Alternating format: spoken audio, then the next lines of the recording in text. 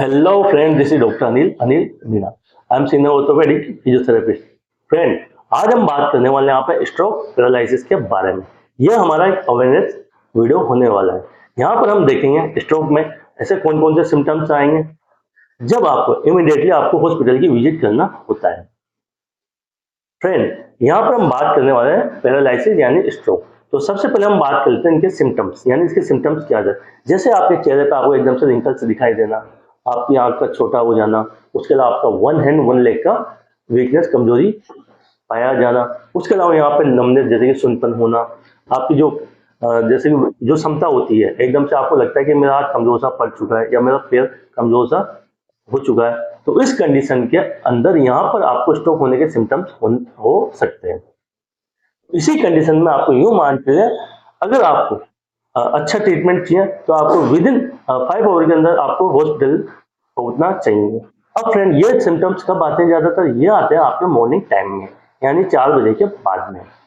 Friend, अब इस बीमारी का मुख्य कारण होता है हमारा हाइपरटेंशन, यानी बीपी की होने की वजह से स्ट्रोक होने की ज्यादा संभावना होती है। अब फ्रेंड, इसके साथ साथ में कुछ बीमारियां और एसोसिएट होती है, जैसे आपको किडनी डिजीज होना, आपको थायराइड होना, आपको डायबिटीज होना। तो ये एसोसिएटेड डिजीज होती है जो कि हमारे स्ट्रोक को बढ़ाने में इनका रोल बन जाता है। अब फ्रेंड, सबसे पहले यहाँ पर मैंने बात की हाइपरटेंशन, तो आपका जो रेगुलर आपका बीपी चेकअप होना चाहिए। और फ्रेंड, अगर मान लो किसी को कार्डियक डिजीज है तो उसमें भी ये स्ट्रोक वाली कार्डियक डिजीज स्ट्रोक को एसोसिएट करती है। अब यहाँ पर जैसे बात करी हाइपरटेंशन, तो यहाँ पर आपका बीपी रेगुलर चेकअप हो जाना चाहिए। और जैसे कि हमने बात करी, जैसे कि आपके चेहरे पे आपको रिंकल्स दिखना, वन हैंड का वन लेग का कमजोर हो जाना, या फिर वन हैंड का कमजोर होना या वन लेग का कमजोर, तो इस कंडीशन के अंदर आपको नॉर्मल अस्पताल नहीं जाना, आपको जाना है मल्टी स्पेशलिटी हॉस्पिटल। यहाँ पर न्यूरोलॉजी की प्रॉपर सेवाएं होनी चाहिए। फ्रेंड, सही समय पर अगर आप पहुंच जाते हो तो वहां पर सबसे पहले आपका सीटी स्कैन एमआरआई करा लिया जाता है, जिससे वहां पर जो आपको स्ट्रोक बना या पैरालिसिस की शिकायत हुई उसका आपको कारण पता चल जाता है। अब फ्रेंड, यहाँ पर मुख्य तरह 2 कारण बनते हैं। एक तो होता है हेमरेज। हेमरेज मीन्स होता है आपकी जो दिमाग की नस होती है उसका फट जाना, यानी हमारी आर्टरी वगैरह का फट जाना।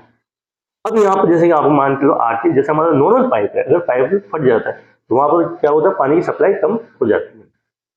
इसी तरह से अगर आपकी दिमाग की नस फट जाती है तो वहां पर प्रॉपर जो ब्लड का सर्कुलेशन जाना चाहिए वो नहीं पहुंच पाता।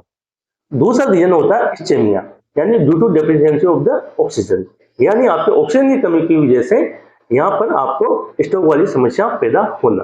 अब यहाँ पर आपको इस्चेमिया, आप ये समझिए इस्चेमिया की शिकायत कैसे बनी, यानी ऑक्सीजन की डेफिशिएंसी कैसे बनी। यूं मान के चलिए आप, जो हमारा ब्लड होता है, ब्लड सर्कुलेशन के थ्रू हमारा ऑक्सीजन पहुंचता है, यानी आपके ब्लड के अंदर ही ऑक्सीजन की मात्रा होती है जो कि हमारे ब्रेन को सप्लाई करती है। अब यहाँ पर ये मान लो आपको जैसे कि कहीं क्लॉट बन चुका है। अब क्लॉट बनने की वजह से आपको जैसे कि जो हमारा ब्लड सर्कुलेशन चलना चाहिए, जो दिमाग को प्रॉपर ब्लड पहुंचना चाहिए, अब ब्लड प्रॉपर नहीं पहुंचेगा तो उसी के माध्यम, उसी से हमारा अटैच है ऑक्सीजन। अब ऑक्सीजन पर्याप्त नहीं होती तो ये हमारे क्या करती है, हमारे जो ब्रेन पार्ट है उसको डैमेज कर देती है। अगर इस पार्ट को हमारे डैमेज करती है तो हमें इस साइड वाले स्ट्रोक वाली समस्या पैदा हो सकती है। अगर इस साइड में हमें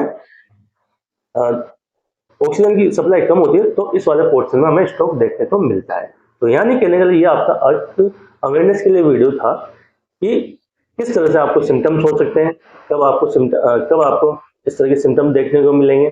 उसके अलावा इसका ट्रीटमेंट में आपको जल्दी से जल्दी आपको हॉस्पिटल के लिए रन करना होता है। यूँ मान के चलिए, अगर आप सही समय पर आप हॉस्पिटल पहुंच जाते हैं तो वहाँ पर कुछ इंजेक्शन लगते हैं, जिससे हमारे एकदम से जो मसल का कमजोर होना पाया जाता है वो रुक जाता है और उसके बाद में आप उसको जल्दी से जल्दी रिकवरी ले। फ्रेंड्स, अब यहाँ पर आपका हॉस्पिटल मैनेजमेंट हो चुका है, मान के चलो आपको वीकनेस नजर आ रही है, हॉस्पिटल से आप डिस्चार्ज हो चुके हो, फिर भी आपको लगता है कि मेरे नमनेस है, मेरे हाथ पैरों में कमजोरी है, तब आपको यहाँ पर फिजियोथेरेपिस्ट का सहारा लेना होता है। आप सेंटर की विजिट करें या फिर जब आप फिजियोथेरेपिस्ट को बुलाएं तो वहां पर वो आपको एक्सरसाइज बताएगा और एक्सरसाइज के माध्यम से आप कुछ दिन एक्सरसाइज करोगे तो आप फिर से अपनी नॉर्मल अवस्था में आ जाएंगे।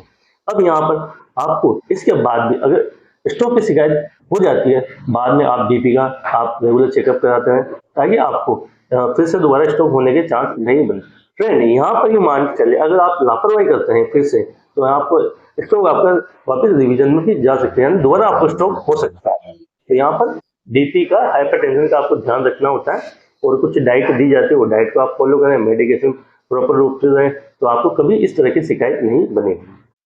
फ्रेंड, यह था एक हमारा अवेयरनेस के बारे में, यानी कभी भी किसी को स्ट्रोक किस तरह से हो सकता है, आपको मैनेजमेंट किस तरह से करना चाहिए, हॉस्पिटल कब पहुंच जाना चाहिए, उसके बाद आपको सिम्टम्स किस तरह के दिखाई देंगे। तो फ्रेंड, इस वीडियो को आप शेयर करें ताकि जो लोग इन चीजों के बारे में नहीं जानते हैं उनको भी एक स्ट्रोक के बारे में उनको सिम्टम्स समझने का मौका मिले, जिससे हमारे देश में जो कहीं लोग हैं उन लोगों को बचाया जा सके।